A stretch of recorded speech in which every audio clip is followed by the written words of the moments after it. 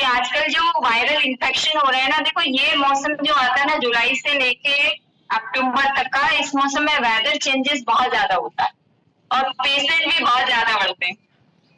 ज्यादातर पेशेंट ना ये टाइम पे आते हैं, बोलते हैं डॉक्टर सीजन चल रहा है, किसी को भी टाइम नहीं है, सीजन चल रहा है।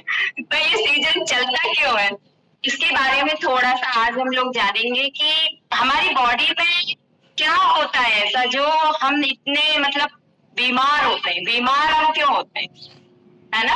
आज थोड़ा सा हमारी बॉडी में थोड़े थोड़े चीजों को आप लोग के माध्यम से मैं थोड़ा सा बताने का प्रयास करती हूँ कि हम कैसे जो है मतलब अपनी बॉडी को समझे कि बुखार क्यों आते हैं, इन्फेक्शन क्यों होते हैं, ये क्या चीजें होती है जो हम बीमार हो जाते हैं, है ना।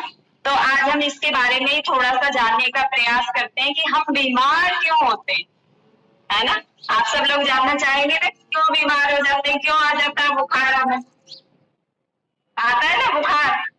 जिसकी इम्यूनिटी वीक हो, इम्यूनिटी वीक मतलब जो बच्चे हैं, जो बुजुर्ग हैं, जिनका अंदर से सिस्टम ठीक नहीं रहता, वो बहुत जल्दी बीमार होते हैं, उनको बहुत जल्दी सर्दी जुकाम बुखार कुछ ना कुछ इन्फेक्शन होते रहते हैं। तो जानना है ना कैसे बीमार होते हैं, इससे नेक्स्ट। तो देखो क्या होता है ना, कुछ हमारे वातावरण में ऐसे कुछ जीवाणु कीटाणु होते हैं जो हमें हमारी आंखों से दिखाई नहीं देते, हमें हमारी आंखों से दिखाई नहीं देते। वायरस को, बैक्टीरिया को, हाँ चलो पैरासाइट मच्छर को तो हम देख सकते हैं, पर मच्छर भी जो काटता है उसका जहर छोड़ता है वो हमें दिखाई नहीं देता है ना। तो ये कुछ ऐसे बैक्टीरिया वायरस होते हैं, माइक्रो ऑर्गेनिज्म कहते हैं, जो हमारे बॉडी के अंदर इंटर कर जाते हैं और इंटर होने के बाद ना वहां मल्टीप्लिकेशन होके अपने आप को ग्रो करने लग जाता है, तब हम बीमार होते हैं ना। इन्फेक्शन के बारे में, इन्फेक्शन का मतलब ये कि संक्रमण, हिंदी में उसको संक्रमण कहते हैं कि इन्फेक्शन, कोई सा भी इन्फेक्शन माइक्रो ऑर्गेनिज्म कुछ भी हो सकता है जो हमें हमारी आंखों से दिखाई नहीं देता, पर हमारी बॉडी के अंदर चला जाता। और जाता कहाँ से, जाता सिर्फ इतने एरिया से। हमने कोरोना में सबने जान लिया है ना कि ये एरिया को कवर करके रखो, यहाँ से अंदर जाता है इन्फेक्शन, है ना। नाक के रास्ते से चला जाता है, सांस लेते हैं हवा से, बाहर से चला जाता है। किसी को सर्दी होती है ना घर में, देखो वायरल इन्फेक्शन ऐसे है, जो सर्दी होती है तो सर्दी एक ऐसा वायरल इन्फेक्शन है, एक को होता है तो घर में सबको हो जाता है, लगभग लगभग हो जाता है। क्यों हो जाता है, क्योंकि वो कांटेक्ट में रहते हैं, नेजल रूट कांटेक्ट में रहता है, पास पास रहते हैं। या हो सकता है कुछ बैक्टीरिया जो है हाथों के माध्यम से, भोजन के माध्यम से, कहीं से भी हमारे अंदर इंटर हो जाते हैं। तो एक को होता है तो दूसरे को हो जाता है, दूसरे को होता है तो तीसरे को हो जाता है। तो ऐसे कुछ जीवाणु कीटाणु होते हैं जो अंदर चले जाते हैं और जिसके बाद में वो वहां पर मल्टीप्लिकेशन होने लगते हैं और हमें बीमार कर देते हैं। और हमें तो पता ही नहीं होता कि कैसे चले गए, है ना। हम तो ये सोचते हैं ये हमारा अपना है, इसको बुखार आ गया तो हम इसको खूब जो है प्यार करें, खूब उसकी केयरिंग करें। तो केयरिंग तो करना है, पर हमें सावधानी से केयरिंग करना है कि हमारे इतने पोर्शन को हमें बचा के रखना है। कोरोना ने हम सबको सिखा दिया है कि भैया किसी को भी इन्फेक्शन है तो थोड़ा उससे दूर रहो, अन्यथा इन्फेक्शन हमको भी हो जाएगा।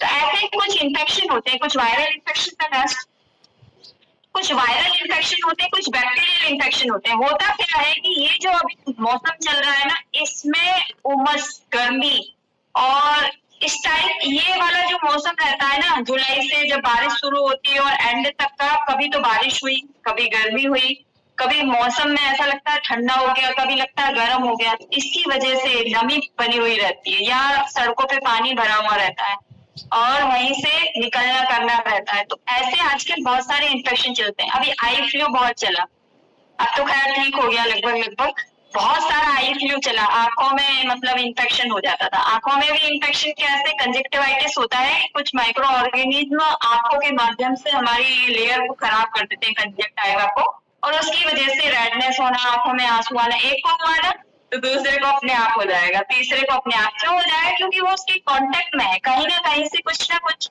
बैक्टीरिया वायरस अंदर अपने आप इंटर हो जाते हैं, हमें कुछ करने की जरूरत नहीं होती। कुछ स्किन के माध्यम से हो जाते हैं, त्वचा के माध्यम से, त्वचा में फंगल इन्फेक्शन बहुत जल्दी आता है। क्या होता है कि बाहर जा रहे हैं, गंदगी में जा रहे हैं, पर आने के बाद में हम केयरिंग नहीं करते, आज हमें यही सीखना है कि वेदर पे हमें हमारी केयरिंग कैसे करना चाहिए। तो देखो हमें पता तो सब है, बट हम छोटी छोटी बातों पर ध्यान नहीं देते। अब जैसे कीचड़ कीचड़ में गए, आने के बाद पैरों को अच्छे से वॉश करना चाहिए, एंटीसेप्टिक सॉल्यूशन से वॉश करना चाहिए, पर हम नहीं करते। जूते गीले हैं, गीले को ही पहन लिया, सॉक्स धुले हैं, नहीं धुले हैं, उनको ही पहन लिया। तो वेदर में हमें थोड़ा सा टेक केयरिंग रखना चाहिए। दो टाइप के शूज रखना चाहिए। यदि हम ऑफिस जा रहे हैं तो रास्ते के शूज अलग रखें, वहां के शूज अलग रखें, अपने पैरों की केयरिंग अच्छे से करें, ताकि ऐसे फंगल इन्फेक्शन हमारी बॉडी के अंदर ना हो। क्योंकि देखो फंगल तो एक ऐसा इन्फेक्शन है फंगस वाला कि बहुत मुश्किल से खत्म होता है। किसी को देखा होगा ना, रिंग वर्म बन जाते हैं, रिंग गोल गोल चट्टे चट्टे जैसे बन जाते हैं, ये फंगल इन्फेक्शन का रीजन है। फंगल इन्फेक्शन ज्यादातर बाहर से ही आता है, अपने आप पैदा नहीं होता। कहीं ना कहीं से छोटा सा फंगस लग जाए ना तो बहुत परेशान हो जाता है ठीक करने में। पैरासाइट्स और कुछ ऐसे जीव होते हैं जो पेट के कीड़े, जिनको बोलते हैं ना, पेट में कीड़े हो जाते हैं। हमें तो नहीं दिखाई दे, पर हमारे पेट में हो गए। बट पेट में कीड़े की वजह से फंगल इन्फेक्शन होने लगता है। पेट में कीड़े की, सफेद सफेद बच्चों का देखा होगा ना, जो बच्चे ज्यादा मीठा दूध पीते हैं या कुछ ऐसा करते हैं, उनके ऐसे रिंग डेवलप हो जाता है, वो फंगल इन्फेक्शन का निशान। देखो कुछ बैक्टीरियल इन्फेक्शन की स्लाइड में सो रहे हैं, जैसे टाइफाइड है। टाइफाइड अभी बहुत ज्यादा इस मौसम में नजर आ रहा है। मैं टेस्ट भी करवा रही हूँ तो टाइफाइड के केस ज्यादा आ रहे हैं, वायरल के केस ज्यादा आ रहे हैं, डेंगू के केस ज्यादा आ रहे हैं। अभी ये तीन फीवर इस सीजन में बहुत ज्यादा चल रहे हैं। तो टाइफाइड जो होता है, टाइफाइड भी एक बैक्टीरियल इन्फेक्शन है जो कि साल्मोनेला बैक्टीरिया के माध्यम से होता है। और आता है कहाँ से? हमारे भोजन के, भोजन हम बाहर भी कुछ खा लेते हैं ना गलत भोजन, तो उसमें साल्मोनेला बैक्टीरिया हमारे भोजन के साथ, पानी के साथ हमारे अंदर चला जाता है। या हो सकता है कि एक को इन्फेक्शन है, वो घर में रह रहा है, वो उसके इन्फेक्शन से दूसरे को हो जाता है, और वो पेट में जाके म्यादी बुखार बोला जाता है टाइफाइड को। टाइफाइड म्यादी बुखार 21 दिन का, 14 दिन का, इस टाइप से चलता है ये बुखार। तो ये भी बहुत खतरनाक बुखार होता है। और इसके अलावा डायरिया, डायरिया दस्त लग जाता है, पेट में गुड़ गुड़ की आवाज आ रहा है। पेट में इस सीजन में बहुत ज्यादा पेशेंट आते हैं कि पेट दर्द हो रहा है। क्यों हो रहा है? क्योंकि गंदा पानी आ रहा है। अब ज्यादातर बोरवेल या मतलब फिल्टर वाला पानी हर कोई नहीं पीता, बाहर से पानी आ रहा है, कहीं से भी आ रहा है, तो पानी का थोड़ा सा विशेष केयरिंग करने की जरूरत रहती है। उसमें क्लोरीन डालो या फिर जो है पानी को फिटकरी के माध्यम से स्वस्थ साफ करो पानी को। अन्यथा क्या हो रहा है कि वो पानी हम पी लेते हैं ना, तो पानी की वजह से हमारे शरीर में बैक्टीरिया वायरस अंदर चले जाते हैं और हम बीमार होने लगते हैं, डायरिया होने लगता है। सर्दी जुकाम, निमोनिया, निमोनिया भी एक बैक्टीरियल इन्फेक्शन है, निमोकोकल बैक्टीरिया के माध्यम से हो जाता है। और भी बहुत सारे बैक्टीरिया के माध्यम से, जैसे टिटेनस है। टिटेनस क्या होता है कि पैर में कीचड़ वीचड़ के माध्यम से टिटेनाई बैक्टीरिया अंदर होता है। छोटा सा घाव हो गया, ध्यान नहीं दिया, टिटेनस का इंजेक्शन कभी लगवाया ही नहीं, तो उसकी वजह से इन्फेक्शन हो जाता है। टिटेनाई एक टिटेनस सुना होगा आपने, टिटेनस हो जाता है, ऐसे बहुत ज्यादा उसको प्रॉब्लम्स हो जाती हैं।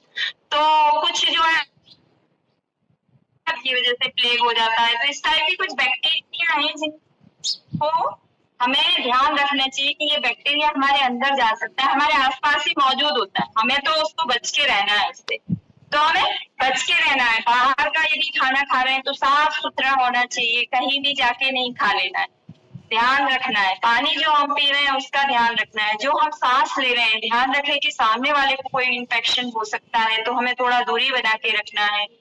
कोरोना ने हमें बहुत कुछ सिखाया है ना। आप पहले एक डॉक्टर ही जानता था कि उसको ऐसे ऐसे बताना है, ऐसे ऐसे अपनी केयरिंग रखना है, बट आजकल सब लोग जानते हैं, वायरल के बारे में सब लोग जानते हैं। पहले सर्दी को पहले इतना सीरियस नहीं लिया जाता था, आजकल सर्दी जुकाम को भी लोग सीरियस लेने लग गए है ना। सर्दी जुकाम में भी लोग पहले क्या करते थे कि कहीं से भी कोई सी भी गोली उठा के खा लेते, बट आजकल डॉक्टर्स को दिखाना अच्छा समझते हैं और जरूरी भी है।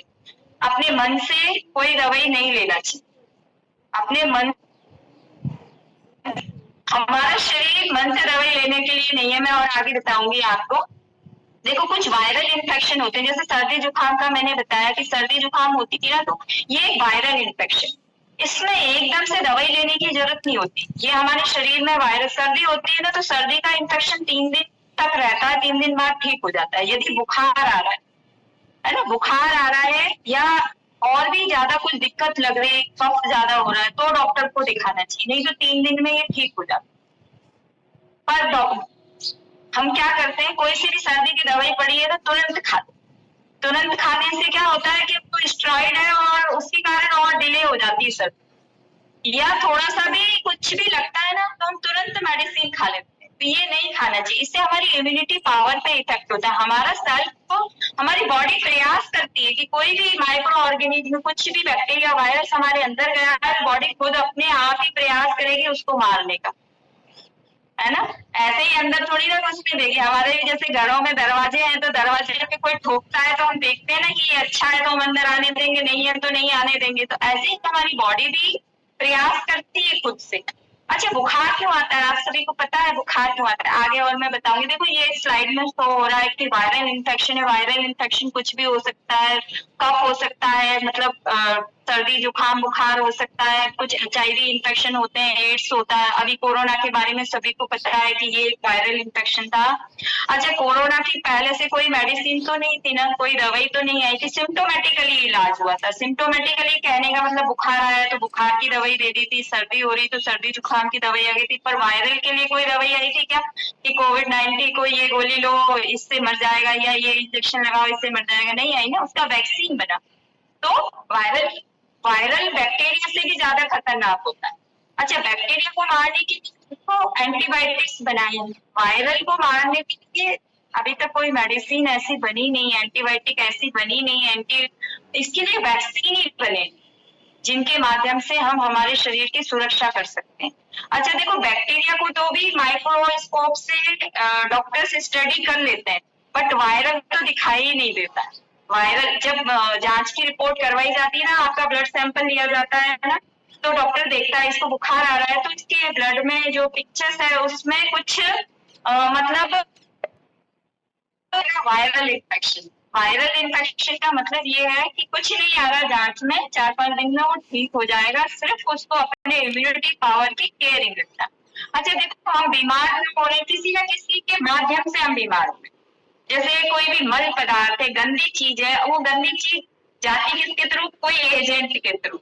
एकदम से तो नहीं बीमारी हो जाती, कोई एजेंट उसको लेके जाता है। एजेंट कुछ भी हो सकता है, पानी हो सकता है, हमारे फिंगर्स हो सकते हैं, मक्खी मच्छर हो सकते हैं, कुछ भी हो सकता है जिसके माध्यम से हमारे स्वस्थ शरीर में बीमारी आई, है ना। तो ये ऐसे प्रोसेस चलती कि ये होस्ट है, उसका केंद्र है कि यहाँ बीमारी है, वहां से कोई एजेंट लेके जाएगा, लेके जाने के बाद में वो उस इन्वायरमेंट में जाएगी, और इन्वायरमेंट मतलब उसके शरीर में जाएगी, और जाने के बाद वो ग्रोथ करेगा, ग्रोथ करने के बाद बीमारी होगी। डायरेक्टली तो नहीं जाएगी ना।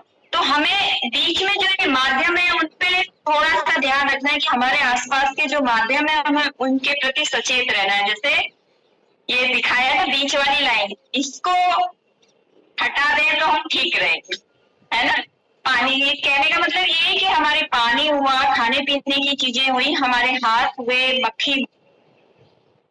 मक्खी मच्छर पैदा होने वाली चीजें हैं, उन्हें हमारे शरीर में, हमारे घरों में जो भी स्पेशली उनकी टेक केयरिंग रखना है कि वो हमारे चीजें आसपास की स्वस्थ हाइजीनिक। तो ये माइक्रो ऑर्गेनिज्म से हम बच सकते हैं, है ना। रोग फैलने के कारण क्या है? तो ये अभी मैंने बताया कि हवा है, पानी है, और मतलब बाहर से जो भी चीजें हम हमारे ये इतने एरिया से जो भी चीजें अंदर डालते हैं उससे हम बीमार होते हैं। तो देखो, बीमार होने का मतलब क्या? बुखार है ना। सब लोग अब ये समझते हैं ना कि बुखार आ गया मतलब कि हम बीमार हो गए। तो बुखार आते है ना। देखो, पहले तो हम ये जान लें कि हमारी नॉर्मली बॉडी का टेम्परेचर 37 डिग्री सेंटीग्रेड, और फ़ारेनहाइट में यदि देखा जाए तो 98.6 डिग्री फ़ारेनहाइट होता है। ये हमारा नॉर्मल टेम्परेचर। हमारी यहाँ से पल्स देखें तो 72 पर मिनट। ये 3 उंगली से आप सब लोग फील कर सकते हैं, इससे मुझे पता चल जाएगा आप सब लोग सुन रहे हैं बड़े ध्यान से, है ना। 3 उंगली यहाँ पर लगा है, 3 फिंगर, उससे आप देखेंगे कि एक ऐसे ऐसे ऐसे कुछ हमारे शरीर से आवाज फील हो रही है। तो ये 1 मिनट में 72 एकदम नॉर्मल रेट है, थोड़ी बहुत कम ज्यादा चलती है। तो नॉर्मली जब फीवर आता है ना तो फीवर पल्स रेट बढ़ जाती है, इसलिए डॉक्टर के पास जाने से पहले सब डॉक्टर पहले ये देखते हैं पल्स रेट बढ़ी हुई तो नहीं। तो पल्स रेट इंडिकेट करता है, यदि 100 से ऊपर है तो हो सकता है इसको बुखार, ऐसे बुखार के लिए थर्मामीटर का यूज किया जाता है। थर्मामीटर में यदि 98.46 ये नॉर्मल रेंज है, 99 तक भी नॉर्मल है, लो ग्रेड टेम्परेचर है। 100 से इधर लो ग्रेड टेम्परेचर में आते हैं। 100 के बाद में 100, 100, 300, 400, 5 से ज्यादा टेम्परेचर हमारी बॉडी का नहीं होना चाहिए, नहीं तो हमारे ब्रेन में सारी चीजें गड़बड़ हो जाएगी। तो ये टेम्परेचर क्यों बढ़ा, क्यों बढ़ा?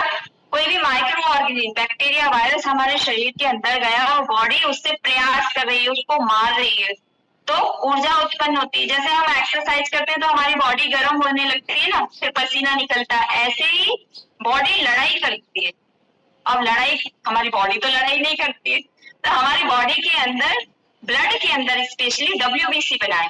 WBC का काम है कि हमारे रोगों से रक्षा करना। आप सभी ने शुरू से ही चौथी पांचवी में ही बताया है, एक ब्लड वाला चैप्टर है उसमें बताया है कि WBC हमारे रोग प्रतिरोध, मतलब रोगों से लड़ने में मदद करती है, रोगों को मारने में मदद करती है। तो WBC क्या करती है, आप ऐसे भी समझ सकते हैं कि कोई चोट लगती, कोई चोट लगती, यहाँ घाव हुआ, घाव होने के बाद में सबसे पहले WBC आती है। WBC आने के बाद में वो बैक्टीरिया, वायरस जो है उसको भी मारती है, खुद भी मर जाती है, इसीलिए पस निकलता है। पस आता है ना, थोड़ा थोड़ा सा पीला पीला सा वो हो जाता है। और दूसरा प्लेटलेट्स आते हैं, प्लेटलेट्स वहां पर आके कवर बना लेते हैं। प्लेटलेट्स का काम क्या होता है, थक्का जमाने का काम होता है, तो वो कवर बना लेते हैं, है ना। तो ये देखो, एक मैंने ये रिपोर्ट भी डाली है कि जब हमारे शरीर में बैक्टीरिया, वायरस की एंट्री होती है तो सबसे पहले डॉक्टर्स एक CBC करवाता है, कंप्लीट ब्लड पिक्चर करवाता है, देखने के लिए कि इसके ब्लड में क्या क्या चेंजेस हुआ है। तो सबसे पहले हीमोग्लोबिन आता है। हीमोग्लोबिन क्या करता है, नॉर्मली जो है ब्लड में 12 से लेकर 14-15 होना चाहिए। फीमेल्स में थोड़ा सा 11 से रेंज शुरू हो जाती है, मेल में थोड़ा सा और लेट हो जाते हैं। फीमेल का 13 से ज्यादा मैंने हीमोग्लोबिन नहीं देखा, 13-14 लास्ट एंड है उसका, जबकि मेल का 17 तक मैंने हीमोग्लोबिन देखा। हीमोग्लोबिन का काम क्या हो गया कि ऑक्सीजन को पूरे सेल तक ले जाने का काम करता है। यदि हीमोग्लोबिन की संख्या कम हो गई तो ऑक्सीजन पूरे ब्लड में जाके हमारे प्रत्येक सेल तक नहीं जा पाएगा। और आरबीसी का काम क्या होता है कि कार्बन डाइऑक्साइड को बाहर निकालने का काम करता है। यदि ये संख्या कम होने लगी तो भी दिक्कत आ जाती है। अच्छा, हम इन्फेक्शन की बात करें तो इन्फेक्शन में स्पेशली WBC जो है बढ़ जाते हैं। WBC काउंट नॉर्मली जो है 4000 से 11000 परफ्यूम होना चाहिए, तो वो 11000 से और ऊपर राइज होते चला जाता है। किसी का 11 से 12, 13, 14, 15, 16, 17, 18, 19, 20 पे आ गया तो हॉस्पिटल में भर्ती हो जा भैया, इंजेक्शन लगवाना पड़ेंगे, एंटीबायोटिक, जब जाके ठीक होगा। और क्या होता है, प्लेटलेट्स अभी मैंने बताया थक्का जमाने का काम करते हैं। कोई भी, अब देखो यहाँ मेरे चोट लगी तो यहाँ मुझे थक्का जमाने की जरूरत है। मेरे अंदर जो नर्व है, आर्टरी है, उनमें यदि खून गाढ़ा पड़ जाए तो थक्का जम जाए तो कितनी बड़ी समस्या खड़ी हो जाएगी, है ना। तो ये नॉर्मल रेंज होती है। नॉर्मल रेंज कितना, प्लेटलेट्स का जो काउंट है 1.5 लाख से 4 लाख नॉर्मल होना चाहिए। बॉडी के अंदर 1.5 लाख से 4 लाख नॉर्मल रेंज है। बट आजकल के जो इन्फेक्शन आ रहे हैं, जैसे डेंगू हुआ, डेंगू में प्लेटलेट्स काउंट कम हो जाता है। और कुछ सीवियर वायरल इन्फेक्शन होती है ना, उनमें भी प्लेटलेट्स काउंट कम हो जाता है। नॉर्मली प्लेटलेट्स काउंट गिरना मतलब खून में थक्का जमाने वाले सेलों की संख्या कम होना। अब जब ये संख्या कम होती है ना, तो अंदर से अपने आप ब्लीडिंग, हेमरेज हो सकता है, क्योंकि सेल्स को तो प्रॉपरली पूरा न्यूट्रिशन जा रहा है ना। मान लो प्रत्येक ऑर्गन्स काम कैसे करते हैं, जो भी हम खा रहे हैं, प्रोटीन, ऊर्जा, जो भी हम खा रहे हैं वो हमारे प्रत्येक सेल तक जाएगी। सेल्स उसमें से जो भी चीजें हैं उनको लेगा और वहां से कार्बन डाइऑक्साइड छोड़ देगा, ऑक्सीजन ले लेगा और वापस से ये गंदगी हमारी बॉडी से बाहर निकल जाना चाहिए। तो प्लेटलेट्स काउंट जब कम हो जाएगा तो प्रॉपरली चीजें ठीक से मैनेज नहीं हो पाएंगी। प्लेटलेट काउंट कम हुआ, हेमरेज हो जाएगा, अंदर से ब्लीडिंग होने की संभावना बढ़ जाएगी। इसीलिए बोला जाता है कि नॉर्मली 1.5 लाख से थोड़ी सी कम हो रही, थोड़ी सी कम हो रही, थोड़ी सी एनर्जी डाउन हो रही, थकान फील हो रही, कमजोरी फील हो रही, पर ये 10,000 से और कम होने लगे तो दिक्कत खत्म हो जाती है तो फिर उसको ब्लड में जो थक्का जमाने वाले सेल है खून का, वो ही पार्ट उसको चढ़ाना पड़ता है, अन्यथा वो रिकवरी नहीं हो पाती। अभी डेंगू के केस मेरे पास में बहुत सारे आए हैं, पर ठीक भी हो रहे हैं। उनको वेट एंड वॉच पे रखना है कि भैया धीरे धीरे इम्यूनिटी पावर यदि बढ़ जाता है तो सारी चीजें ठीक हो जाती है। सारा खेल इसमें इम्यूनिटी का है ना। देखो ये कुछ वायरल इन्फेक्शन के बारे में बताया है कि ऐसे कुछ सिम्टम्स आते हैं, लगभग सिम्टम्स सबके एक जैसे होते हैं। वायरल हुआ है तो मौसम का वायरल हुआ है तो सर्दी जुकाम बुखार सब में होता है। बुखार आता है, हाथ पैर दर्द करेंगे सही, पर कुछ स्पेशल चीजों से हमें इंडिकेट हो जाता है। जैसे कि सर्दी जुकाम हुआ है तो हो सकता है मे बी पॉसिबल कि वायरल हो, बट सर्दी जुकाम के साथ साथ उसको बहुत ज्यादा बॉडी पेन हो रहा है या उसके शरीर में ऐसे चट्टे बन जाते हैं, जिसको डेंगू होता है ना, उसके चट्टे चट्टे से बन जाते हैं। चट्टे चट्टे जैसे चोट लगती है तो ब्लू ब्लू ब्लू जैसा हो जाता है ना, ऐसे क्या होता है कि बाहर वाली नर्व ना अपने आप फटने लगती है तो ब्लू कलर का निशान आ जाता है। कभी हमको गहरी ऐसी अंदरूनी चोट लगती है तो कैसा ब्लू बन जाता है, ऐसे डेंगू के केस में ऐसे उसके शरीर पे जहाँ खाई है, जहाँ फट जाता है, वहां पर ऐसी चीजें दिखाई देने लगती है। उससे समझ सकते हैं कि इसको डेंगू हो सकता है, बट इतने डीप में नहीं जाना है, डॉक्टर्स के पास जाके टेस्ट करा लेना है ना। और भी बहुत सारी चीजें रहती है। सर नेक्स्ट,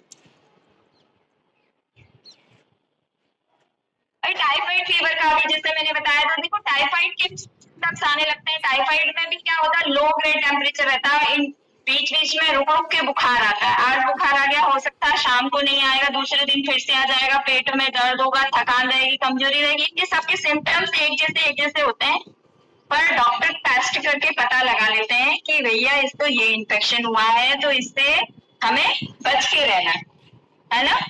तो इन सब के झमेले में हमको नहीं पड़ना है, हमको तो सिर्फ ये ध्यान रखना है कि ये सब हम तक नहीं पहुंचे। मैं मेरा बताऊं ना, मुझे कोविड में भी बुखार नहीं आया। हाँ, ये बात सही है कि 2018 से पहले मैं बहुत ज्यादा मैंने तकलीफें झेली, बहुत ज्यादा मैं परेशान रही, फीवर भी, और मतलब मेरी ब्रेन सर्जरी हुई थी उस टाइम में मैं बहुत ज्यादा परेशान रही। बट इस कम्युनिटी में जब से मैं जुड़ी, जब से मेरा इम्यूनिटी पावर इतना बढ़ा कि मुझे कोविड में भी बुखार नहीं आया। तो मैं अपने से नहीं, मैं मतलब देखती हूँ कि जिनका इम्यूनिटी पावर अच्छा रहता है ना, उसको ये मौसम का, उसको ये बैक्टीरिया का, उसको ये वायरस का कोई प्रभाव नहीं पड़ता। क्यों नहीं पड़ता? क्योंकि उसकी इम्यूनिटी पावर अच्छा रहता है। अंदर से कोई बैक्टीरिया आ भी गया ना तो तुरंत मर जाता है। अब क्या मैं इन्फेक्शन में नहीं रहती हूँ, मैं दिन भर इन्फेक्शन में रहती हूँ, मेरे पास दिन भर पेशेंट आते हैं, बट मेरा इम्यूनिटी पावर, मुझे अपने आप इम्यूनिटी पावर बढ़ गया है, मुझे ऐसे इन्फेक्शन नहीं गिर रहे हैं, है ना। तो हमें हमारी इम्यूनिटी पावर को बढ़ाने के लिए, अच्छा देखो ये वेदर में जो जो चीजें हो रही हैं उसके लिए हम टेक केयरिंग भी रख सकते हैं। टेक केयरिंग तो रखना ही चाहिए, बहुत ही ज्यादा जरूरी है, उसके बिना तो कुछ संभव ही नहीं है। आसपास देखो जो कारण है ना, उन कारणों की ठीक करने से तो हम कभी भी बीमार नहीं होंगे। आसपास गंदा पानी नहीं होना चाहिए। अभी जैसे गर्मी रही तो कूलरों में पानी भरा हुआ, वो पानी को साफ करना है, बार बार साफ करते रहना। हमारे यहाँ तो अभी भी इतनी गर्मी है कि कूलर भी चाहिए, एसी भी चाहिए, तो साफ सफाई बहुत ज्यादा जरूरी होती है। जो डेंगू का मच्छर होता है ना, देखो पहले क्या होता था, पहले मलेरिया एक सिंपल बुखार आया करता था जिसमें ठंड लग के बुखार आता था, और मलेरिया की लेरिगो टैबलेट सरकार अपने आप प्रोवाइड कर देती थी और कोई प्रॉब्लम आती नहीं थी। आजकल मलेरिया मलेरिया मैं देख रही हूँ कि 2-3 साल से मलेरिया नहीं हुआ। पहले सीजन में डॉक्टर्स बस ये देखते थे कि मलेरिया आएगा मलेरिया आएगा, पर अब हमारा सीजन वहां खत्म हो गया कि मलेरिया बुखार नहीं आता, अब तो डेंजरस फीवर्स आते हैं, जैसे डेंगू। डेंगू भी, मलेरिया भी पहले एनाफिलिस मच्छर से होता था, अब ये भी एक डेंगू भी एक मच्छर की एक प्रजाति है। एडिस एडिस एक फीमेल मच्छर है जिसके काटने से जो है डेंगू होता है, और कुछ वायरल की वजह से डेंगू होता है। तो डेंगू बने ही नहीं ना, उसके लिए जरूरी है कि गंदा पानी कहीं भी नहीं होना चाहिए, एकदम गंदा पानी। ज्यादातर क्या होता है, कोई कंटेनर में पानी भर के भूल गए, वहां गंदगी होने लगी, या फिर कूलर में पानी भर के और उसको छोड़ दिया, वहां गंदगी में, ऐसी जगह में ये मच्छर पनपता है। और गंदगी की वजह से कीड़े भी होते हैं, अजीब तरीके के कीड़े होते हैं, बैक्टीरिया वायरस होते हैं, जिसकी वजह से इन्फेक्शन होता है। गंदा पानी कहीं भी नहीं होना चाहिए, पानी खराब पानी पीने में भी नहीं आना चाहिए, क्योंकि अंदर जाके बैक्टीरिया ग्रो कर सकता है। वातावरण में नमी की वजह से फंगल इन्फेक्शन बहुत सारे हो रहे हैं, तो हमें हमारी त्वचा की केयर पीछे से रखना चाहिए। जो त्वचा कवर के माध्यम से भी अंदर कोई बैक्टीरिया वायरस जा सकता है। तो अभी जैसे थोड़ी सी भी धूप निकल रही है ना, तो आप लोग खुद भी धूप में जाएं क्योंकि विटामिन डी मिलेगा। दूसरा, कपड़ों को भी धूप में सुखाएं क्योंकि अंडर गारमेंट्स जितने गीले रहते हैं, नमी की वजह से फंगस होने का चांसेस अभी बहुत बढ़ रहा है, बहुत फंगल के इन्फेक्शन आ रहे हैं। तो गीले कपड़े नहीं पहने।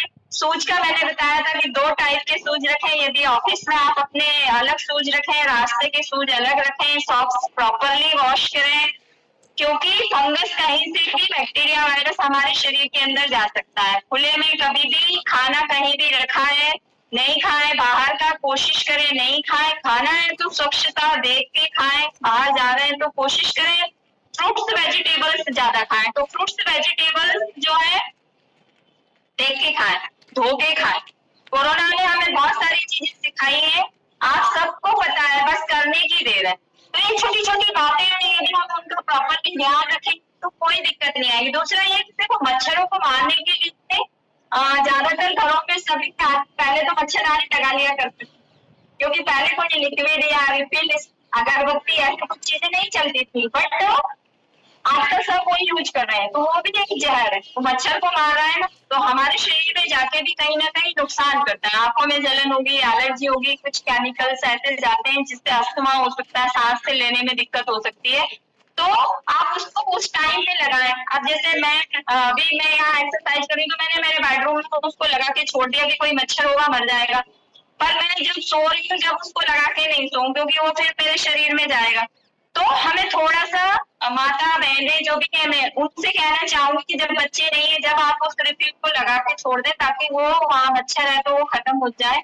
उस टाइम पे नहीं लगाएं जब बच्चा सोया हुआ है उसके ऊपर ही लगा दिया। तो ये छोटी छोटी बातें हैं, इनका यदि हम बाहर से ध्यान रखेंगे तो हमें बाहरी वातावरण से कोई बैक्टीरिया वायरस जाएगा ही नहीं। और यदि हमने अंदर से बॉडी में, देखो ये भोजन की थाली का डायग्राम है ना, 30%, 40%, ये चीजें यदि हमारी थाली में है, 40% carbohydrate, protein, fat, vitamin, minerals, fibres, ये परसेंटेज में यदि है तो हमारा इम्यूनिटी पावर अच्छा रहेगा। कोई बैक्टीरिया आ भी गया, इम्यूनिटी पावर का मतलब रोग प्रतिरोधक क्षमता, हमारे रोगों से लड़ने की क्षमता। कोई अपने रोग प्रतिरोधक क्षमता को चेक कर सकता है? कर सकते हैं ना, क्योंकि देखो ये अभी मौसम चेंज हो रहा है और हम इधर उधर खूब घूम रहे हैं और हमें कोई बैक्टीरिया वायरल का इन्फेक्शन नहीं हुआ है। तो मेरी मतलब जैसा अभी मैंने बताया कि मेरी इम्यूनिटी पावर बढ़ी हुई है, तो आप लोगों की भी बढ़ी हुई है। तो बढ़ती कब है? जब हम ये भोजन देते हैं बॉडी के अंदर प्रॉपर मात्रा में। देखो कुछ तो ज्यादा मात्रा में न्यूट्रिशन चाहिए रहता है, जैसे कार्बोहाइड्रेट हुआ, प्रोटीन हुआ, फैट हुआ, ये हमें ज्यादा मात्रा में चाहिए रहते हैं। फाइबर हुआ 25 ग्राम चाहिए ही चाहिए चीजें रहते हैं, वो चीजें भी बहुत जरूरी है। जैसे मल्टीविटामिन हमें बहुत ज्यादा मात्रा में नहीं चाहिए पर चाहिए ना। यदि विटामिन हमारे प्रॉपरली अच्छे हमारी बॉडी में प्रॉपरली जा रहा है, पर डे जा रहा है, तो हम बीमार नहीं होते, है ना। बीमारी आएगी नहीं। विटामिन ए हमारे रोगों से लड़ने में मदद करता है, विटामिन ई, विटामिन डी, ये ऐसे विटामिन हैं जो हमारे विटामिन मिलता है, हमारे इम्यूनिटी पावर को बढ़ाता है ना। तो हमें ये तो लेना ही है, प्रोडक्ट तो लेना ही है, बट हमारे खाने में बच्चों को स्पेशली जो बुजुर्ग हैं, ज्यादातर इम्यूनिटी पावर बच्चे, बुजुर्ग, प्रेगनेंसी वाली महिलाएं ये रहते हैं। और ज्यादातर इन्फेक्शन का खतरा इनको रहता है जब वेदर चेंज होता है, जब इनको बहुत ज्यादा खतरा रहता है। बच्चे बहुत जल्दी सर्दी जुकाम बुखार ये मौसम में बहुत जल्दी आ रहा है। तो क्यों आ रहा है? एक तो अभी जो मैंने बाहरी चीजें बताई ये, और दूसरा हम जो अंदर खा रहे हैं उसमें प्रॉपरली जैसे विटामिन है, मिनरल्स हैं, प्रॉपरली सारी चीजें हैं अंदर, तो हम बीमार होंगे ही नहीं। दूसरा जो है हमें नॉर्मली ये चीजें भी है, दूसरा हम जो हमारे किचन में यूज करते हैं वो चीजें भी लेना चाहिए, जैसे अदरक है, आंवला है, पुदीना है, ये सारी चीजें हमारे अंदर से स्ट्रॉन्ग बनाती है। हमें इन सब चीजों का हमें प्रॉपरली ध्यान रखना है और ये भोजन की थाली में ये कुछ कहने की जरूरत नहीं है। ये सारी चीजें तो हम प्रॉपर वे में यहाँ सीख रहे हैं। हम तो सीख रहे हैं, तो हम हमारे परिवार को, आसपास वालों को भी बताएं कि हम हमारे इम्यूनिटी पावर को कैसे बढ़ा सकते हैं। तो भोजन की थाली में सबसे जरूरी जो पोषक तत्व है, ये सब लिखा हुआ है क्या क्या जरूरी। फाइटो न्यूट्रिशन, जो भी फल फ्रूट्स वगैरह हम खा रहे हैं वो हमारे लिए जरूरी है। विटामिन है, मिनरल्स है। इसके अलावा प्रॉपर वे में यदि हम एक्सरसाइज कर रहे हैं तो गंदगी हमारी बॉडी से बाहर निकल जाती। कोई सा बैक्टीरिया वायरस हमारी बॉडी में कब आया कब फ्लैश आउट हो गया हमें पता ही नहीं चलता है। प्रॉपर हाइड्रेशन भी रहना है। देखो पानी का महत्व तो बहुत ज्यादा है। बॉडी क्लीन कैसे होगी? पानी से होगी। प्रॉपरली पानी का इंटेक करें। अपने खुद से पूछें कि हमें कितना पानी दिन भर में पीना है। हमारे बच्चों की टेक केयरिंग रखें कि वो प्रॉपर पानी पी रहे हैं या नहीं पी रहे हैं। हमारे परिवार की टेक केयरिंग रखें कि वो प्रॉपरली सारी चीजें कर रहे हैं या नहीं कर रहे हैं। तो ये सारी चीजें। दूसरा, एंटीबायोटिक्स का थोड़ा सा मुझे और बताना था कि एंटीबायोटिक्स का यूज बिना डॉक्टर की सलाह के ना करें। क्योंकि देखो एंटीबायोटिक्स का मतलब क्या होता है, थोड़ा सा सब 1-2 मिनट और, कि एंटीबायोटिक्स जब हम खाते हैं ना, तो एंटीबायोटिक्स का मतलब कि कोई भी बैक्टीरिया हमारे अंदर है वो मर जाए, ये एक विशेष रोल होता है। तो हमारे इंटेस्टाइन के अंदर गुड वाला बैक्टीरिया होता है, इकोलाई एस्चेरिया कोलाई, एक बैक्टीरिया होता है जो हमारे भोजन को पचाने में हेल्प करता है। जब हम एंटीबायोटिक्स खाते हैं ना, तो हमारे शरीर को नहीं पता है कि हम अच्छा वाला बैक्टीरिया कौन सा है, बुरा वाला बैक्टीरिया कौन सा है, तो वो अच्छे वाले को भी मार देता है। जब वो अच्छे वाले बैक्टीरिया मर जाते हैं ना, इसीलिए लोग बोलते हैं कि डॉक्टर की दवाई खाई और मेरे मुंह का टेस्ट चला गया और मैं दवाई खा लूं तो मुझे बहुत ज्यादा प्रॉब्लम।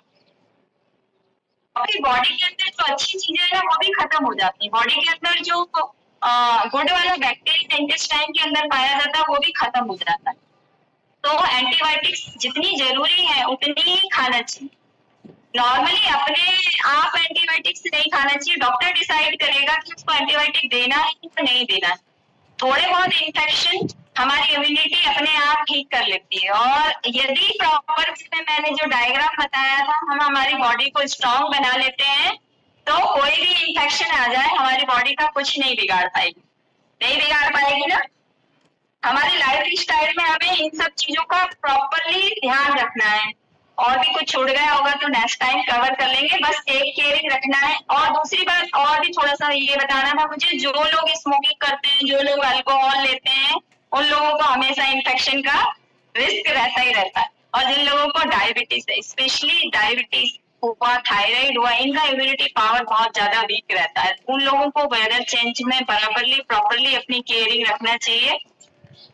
प्रॉपर वे में हमारी लाइफ स्टाइल का ही विशेष रोल है कि हमने सुबह एक्सरसाइज कर ली, हमारे खाने पीने का बराबर ध्यान रख लिया, तो हम किसी भी बैक्टीरिया वायरस के उसमें हमारा जाएंगे ही नहीं। तो thank you so much. Thank you. सभी को हाइजीन मेंटेन रखना है, अपने आप की टेक केयरिंग रखना है। Thank you so much. Thank you sir.